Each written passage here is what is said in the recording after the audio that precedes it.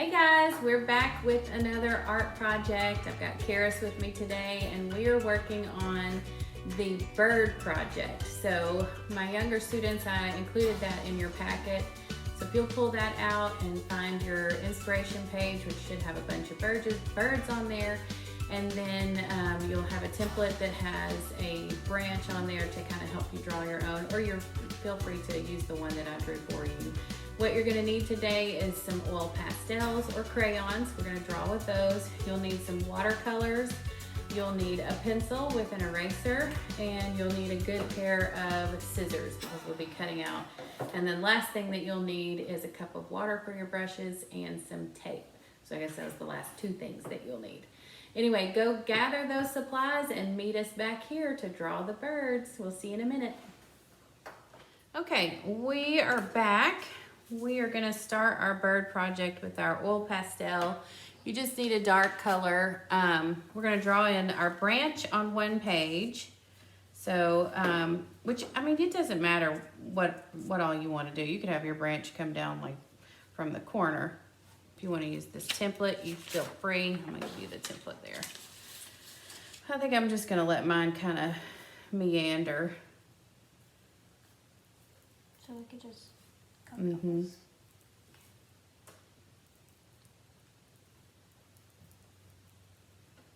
across the page here.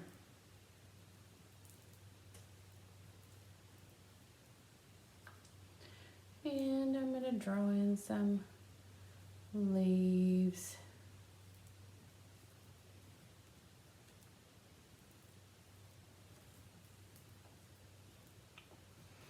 I might draw a couple down here.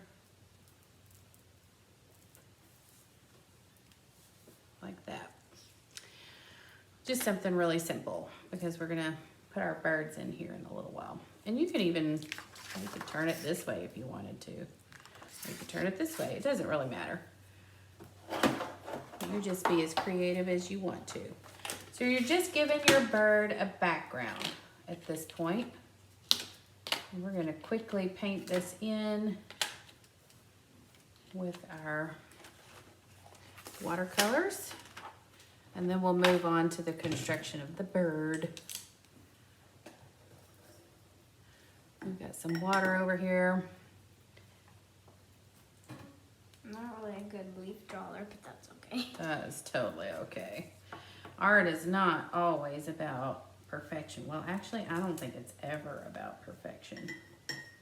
I think it's about the process. And I think it's about the joy that you receive in creating it. Would you agree with that? Mm-hmm. Yeah. And I always tell my students that it doesn't matter how hard you try. You really can never completely reproduce someone's signature because it's not their hand. You might get close, but it will never be exact. And I think that God planned that on purpose. Just as unique as our DNA is, our handwriting, our personalities, and our art is completely unique to the individual. And so even if we try to reproduce a famous person's artwork, say we try to do Van Gogh's Starry Night, we could get close to his original artwork, but it would never be exactly the same because we're not him. And so when we sit down to do a project together and we're working on the same project, they're all gonna look different because we all interpret it differently with our own hands. Isn't that right? Mm-hmm. One reason why I like using oil pastels, I actually learned that from the lady at Deep Space Sparkle. She uses oil pastels a lot because it's easier for the little ones to stay in the lines with watercolor because it creates an automatic resist. It's very forgiving.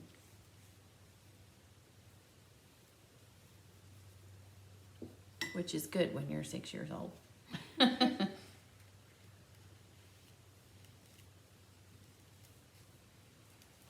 really good, Mom. Oh, well, thank you. I really just like sitting here with you. Making cool stuff. It's fun. It is fun. I love art. Me too. I've always loved art. That was always my favorite class in school.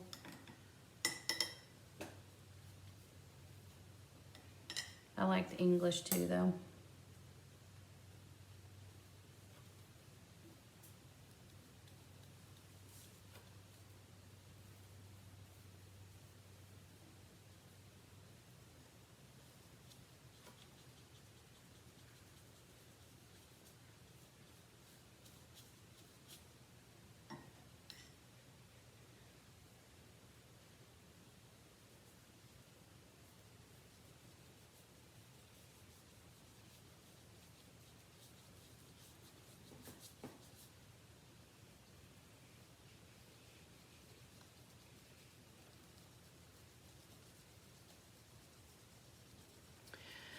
So we are getting some baby goats today.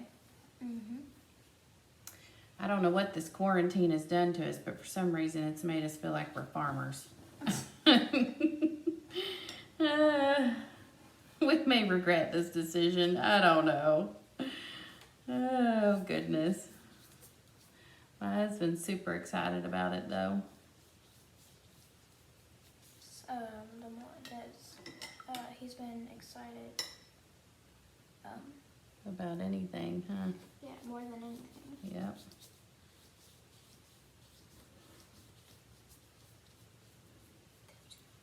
So right here, you can tell I've used a lighter green on the tips of the leaves and a darker green as I went to the base. We're just adding some definition and some depth there. Well, you're already done with your sky. I'm so fast, girl. Can't keep up with me. Okay, so I'm gonna set that aside, and I will pause the video briefly so that you guys can catch up, because apparently I'm like a ninja at painting watercolor. Mom. So I'm gonna pause and I'm gonna let you guys catch up, and then we'll do the bird. Maybe. Okay, we're back. Hopefully you had a chance to catch up on your background. You're gonna take a second piece of paper now, and this is where you're gonna draw your bird. We're gonna start with a pencil just so we can erase those mistakes if we have them. Also, you have this little sheet here that I included in your packet. It has tons of different birds on here. Use this as some inspiration for you. And you can do a bunch of little birds, or you can do one bird. I think I'm gonna turn my paper like this, and I'm gonna do one bird right here, and he's gonna be a chunky little bird. I like the fluffy ones.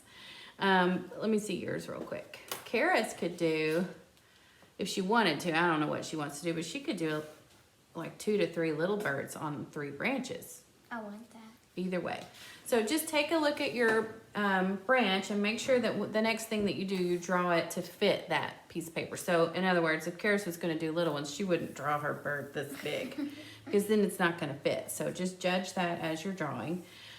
And then you've got to decide which way you want your birds to face. So I'm going to draw one big bird, and he's going to be a chunky one. So I'm going to start with his throat and neck. So I'm going to come down here, and I'm going to give him a really significant belly, like that.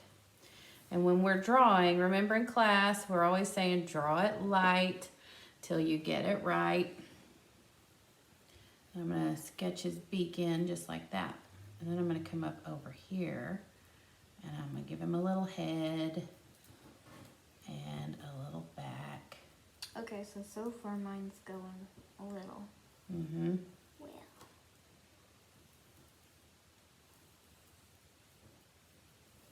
So there's his back like that. And I'm going to let his little wing tuck up right under there. This is why we use a pencil. So now I can erase this part. Kind of clean up my lines a little bit. I feel like he needs to be chunkier. He's not looking real chunky. Maybe get this belly out here like this. There we go. I like a fluffy bird. Yeah, you know, you've seen the ones in winter where you're like, oh yeah, he looks warm. Okay. These are gonna be leg warmers. Uh-huh. And then I'm gonna let his tail feather kind of hang down like this.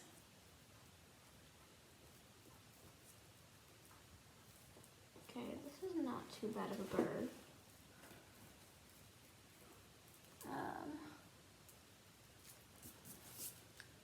Okay. That's how my little chunky bird's gonna be like. That's cute. Okay, good. Let's let them see it. Look how cute that is. Okay, draw 2 more. Okay. Once you have the general shape in, you're gonna take your oil pastel. I don't know what I did. Oh, there it is. And you're gonna outline it. I'm gonna do 3 different types of birds. Okay, do it. Knock it out, girl. Okay. Gotta find a small one.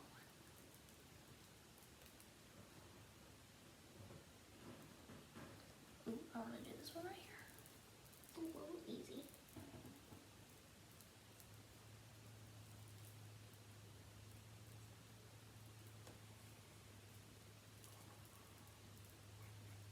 Okay, that looks like a mermaid tail.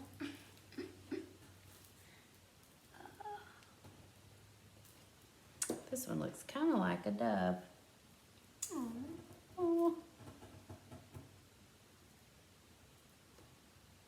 Okay.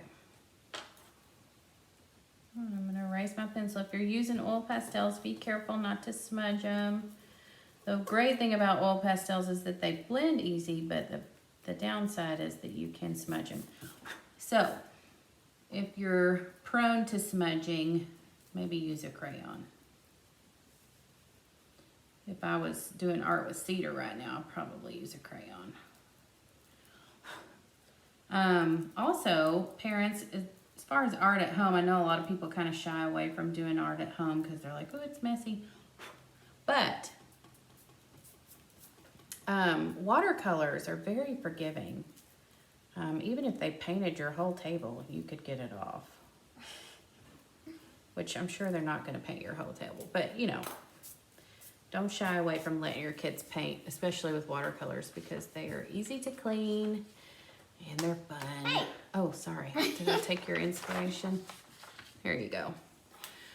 Okay, so the next thing I'm gonna do is I'm gonna start painting my bird in. Now, you can be as realistic or as whimsical as you want. I tend to err on the whimsical side. I like to have lots of color. And they may not actually be colors that you see in nature, but that does not matter to me. So this guy's gonna get a hot pink head. Because I said so. This is the great thing about art. It doesn't have to make sense. It only has to make sense to you.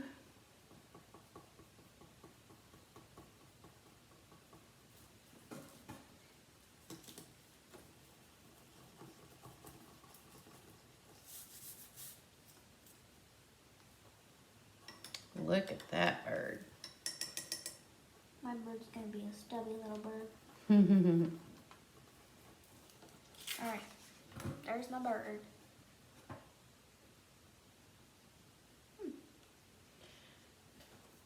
I love it. I'm gonna draw one more. Yay! So cute. Yeah, I'm gonna draw. You can kind of see as I'm working here, if you think about your wet on wet techniques, if you keep your puddles going here, they kind of bleed into each other and it gives a really cool effect. See how my pinks are kind of blending in? As the paper soaks it up, they bleed into each other. And you may or may not like that, but I think it's really cool. It kind of looks like tie-dye. Okay, this is the fat bird that most people like, but the tail's a little bit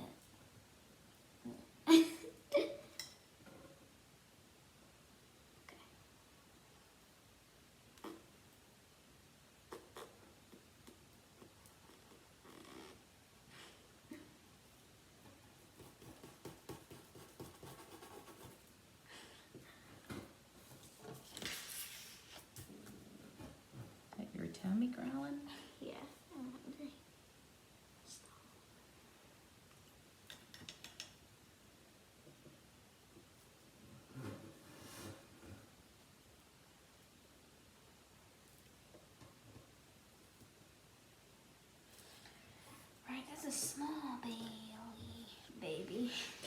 Okay, I'm gonna let that soak in for a second. See how the beak, you can see it happening right now. The beak colors bleeding into its head feathers. It's kind of cool to watch. If you want a really neat effect, you can come in at this point where you have a puddle, and you can sprinkle salt on top of that puddle, and the salt will start to soak up some of the color too, and it gives it a really neat textured look.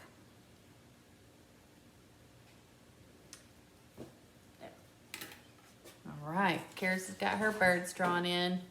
She is gonna start watercoloring that, and then what we're gonna do is we're gonna cut it out here in just a second and put it on our trees. You can use glue or tape, whatever you've got handy, and then we'll take a picture of the finished product.